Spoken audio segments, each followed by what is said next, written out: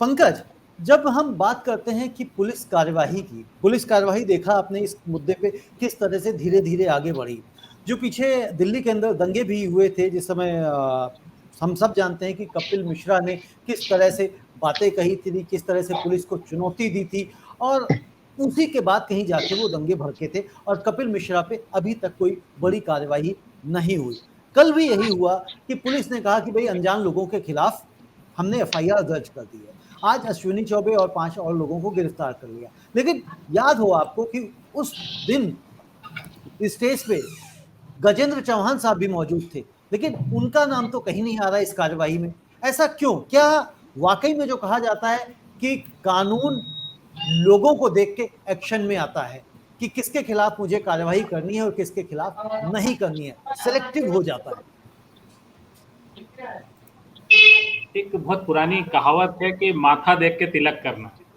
तो पुलिस भी कुछ इसी तरह का व्यवहार करने लगी है कि उसके पास जो सर का चिट्ठी आती है कि भाई इस सिर को आप पकड़ लो और इस सिर को आप छोड़ दो, तो वो उसी ढंग से मस्तक पर तिलक करती है, मतलब उस पर कार्रवाई करती है, एक्शन करती है।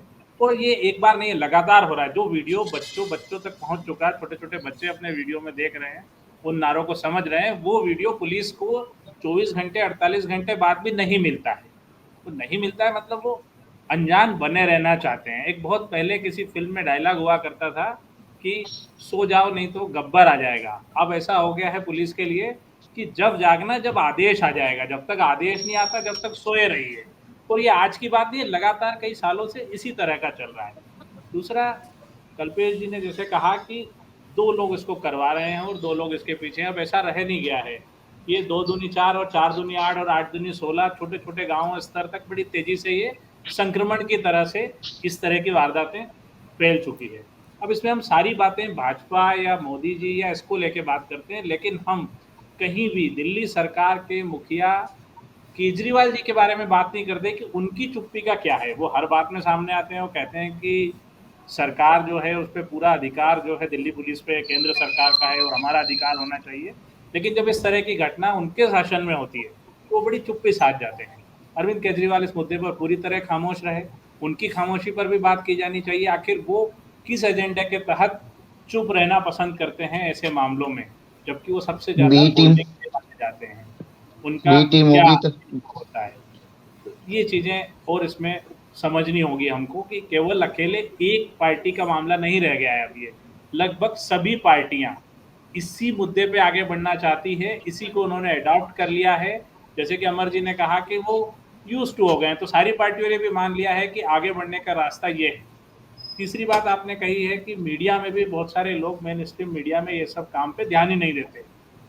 उनके पास भी उसी तरह का मामला है कि जब तक कोई आवाज़ नहीं आती है आप सोए रहिए। जब आपको झकझोरा जाएगा कि उठ जाओ अब आपको कुछ करना है, तब वो जागते हैं। तो मेरा यही मानना है कि इसमें ओवरऑल सभी पार्टियां, सभी राजनीतिक दल एक जैसे मोर्चे पे आते जा रहे हैं धीरे धीरे, और ये ट्रेंड सबसे ज़्यादा खराब है। यदि सभी लोग ऐसा करने लगेंगे तो बड़ी मुश्किल हो जाएगी, क्योंकि विरोध में कोई बोलना चाहता ही नहीं इस तरह के मुद्दे। जी सर।